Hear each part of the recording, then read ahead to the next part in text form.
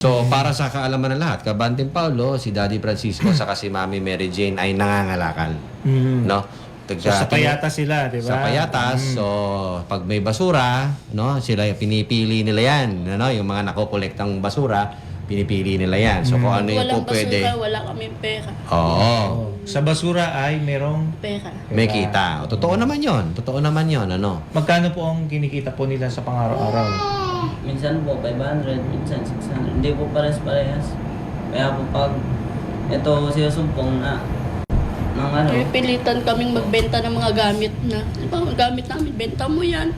Para may pera tayo pag tinakbo yung anak natin. Yun po.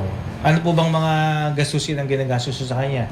Yung sa maintenance niya po. Magkano po ang maintenance? Ano po yun eh, kasi may 5 po kasi yung gamot niya. Bali may nadagdag pong isang gamot. 6 na gamot po yun sa isang araw. Magkano Umaga, yun? tanghali, gabi. Ano estimate nyo? Magkano isang araw ang gastusin para sa gamot? Sa gamot lang.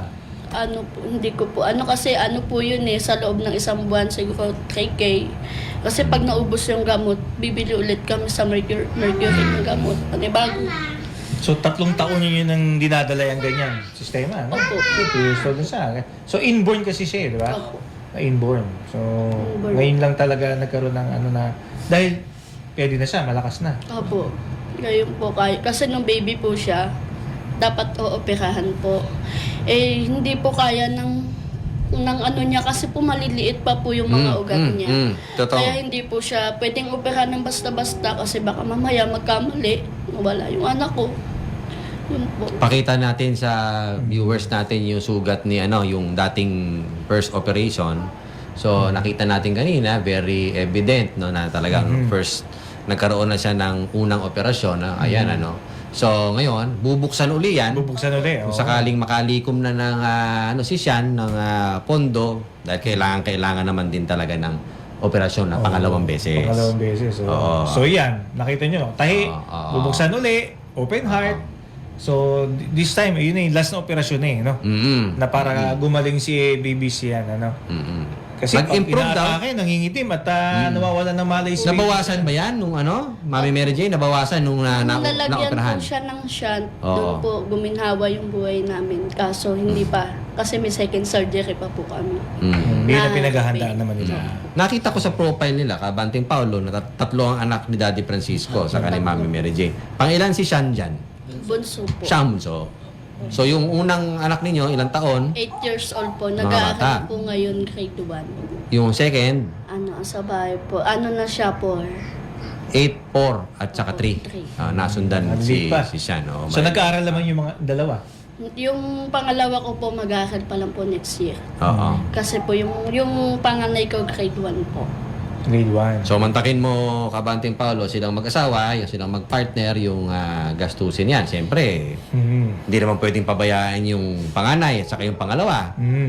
'Di ba? Yung tinitirhan nila, yung pagkain nila pang araw-araw, 'di ba? So parang yun nga, sinasabi ni Mami Mary Jane sa Daddy Francisco, hindi nila alam kung saan sila kukuha. So dahil dyan, Kabanting Alvin, ano ba ang maitutulong ng Ako Bicol sa Abante Radio? Nabanggit ni Mami Mary Jane kanina na siya'y nakalikom na ng medical assistance worth 120, no? Tama? Opo. Para makumpleto yung Second surgery niya. yung 700,000 yan no? So malaki-laki ang kukunin, malaki-laki ang kukunin. Pero nag-commit naman nag-commit naman at na-assess naman ng mga staff natin, ako Bicol Party List yan, talagang tutulong ako Bicol Party List para kay Sian, no? Hindi papayag ako Bicol Party List na hindi makatulong, lalo na diyan kay Sian, Kitang-kita natin yung kondisyon niya, no? So malaki-laki ang itutulong ng ako Bicol Party List at Tama ating naman yan. programa. Oo. So yan So tutulungan kayo ng Ako Bicol, no? Maraming So salamat. yung aming staff dyan, aayusin yung papeles nyo. Tapos para kung anong pangkailangan, kung ano pa yung mga dokumento na kasi yan, once na may schedule na yun, di ba? Opo. Once na makakompleto po namin yung GL, mabibigyan po kami ng schedule kung kailan po. Basta po makompleto ko po yun. Para Mami Mary Jane, para yung iikutan mo pa upang makalikom ka pa, makumpleto mo yung pondo, Oo. konti na lang. Gagawin ko po lahat ng mga kaya ko para po sa anak ko. Oo. Oo. Pero yung itutulong, ihahandog sa'yo ng ako Bicol Party List at ng aming programa, malaki-laki yan. Para konti na lang yung iikutan mo. Konti lang. Salamat Ha? po. Salamat. Ayan. Kesa marami, no? So, ito, konti na lang ang ikutan. Konti na lang ang bawas Okay? yan. Okay? Opo. So yan, siyempre, babalikan natin si Sean pag mga after mo opera yan, kung anong nangyari ha. Opo. So pag may anong mga kailangan, di ba? Magsabi lang ha. Opo. Pero, Mami Mary Jane, para sa mga viewers natin, mga nanonood ngayon, mga kasamahan mo, baka maraming may mabubuting puso na nanonood ngayon, pwede kang mag-plug dyan, sabihin mo yung kondisyon ni Sean at baka may mag-ambag para kay Sean. May contact mo. Oo, yung mga contact mo. Pwede mo sabihin ngayon. Magandang araw po. Ako po si Mary Jane Masiglat. Nilalapit ko po yung aking anak na si Sian Brixen Masiglat Boto para po sa kanyang pan-second surgery niya po at pambili-bili po ng kanyang gamot, maintenance po sa kanyang sa puso. Kasi po kakaopera niya lang. Yun lang po Baka yung may number ka ba dyan na po Number pwede ka? mong sabihin para...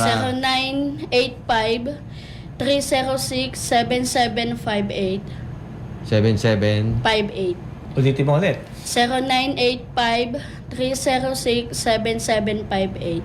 7758. So ulitin natin ha, sa mga nais pong tumulong kay Sean, through his mother, si Mami Mary Jane, pwede ho kayong magpadala ng konting tulong sa 0985. Kontakin po siya, no? Teka, may Gcash po ba yan? May Gcash ba to? Opo, yan. Okay, yan ang Gcash account niya. 0985-306-7758. Okay, ulitin mo. Ulitin po natin. Okay, Banting Paulo, ulitin mo. 530-67758.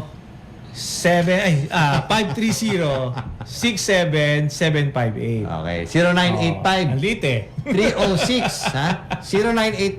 0985-306-7758. Oh, yan. yan. Yan ang Gcash Okay. account ni Mami Mary Jane. Sa'yo ba yun nakapangalan, Mami Mary Sa Jane? asawa ko. Kay ano? Kay Daddy Francisco B po. Francisco Boto. Boto. Okay, kay Francisco. May mensahe ba Boto. kayo? Yan po ang ama. Ayun lang po. Nagpapasalamat po ako sa Ako Bicol, sa Abante Radio. At kay Kong Saldi. At saka po may isang tao po ko na kailangan pasalamatan. Si Ma'am Melissa Tortogo po. Kundi po dahil sa inyo, baka hindi po naoperahan yung baby ko. Kasi po, lagi ako nagsasend sa kanya pag was na-atake yung baby ko. Pag ina-atake yan, Mamel, tulong. Hindi ko alam. Ganito gawin mo. Yan po kasi parang siya po yung naging pangalawang magulang ko. Na siya po yung, nung paglabas namin, lakadin mo to, dalhin mo to dyan. Halos hindi ko na alam. Sabi ko, akala ko nga po sa ospital na ako titiray. Hindi pala. Sabi ko, May mga mabubuting loob, tama po Salamat po, pasalamatan. Si Ma'am Mel, tulad ni Ma'am Mel, sabi ni Mami Opo, Mary. tsaka Si, po si baby ba? Saldi. Nakapagsalita na ba si baby? sabi mo Okay. salamat. Siyan? Sabihin, Okay, Oh. siyan. Okay.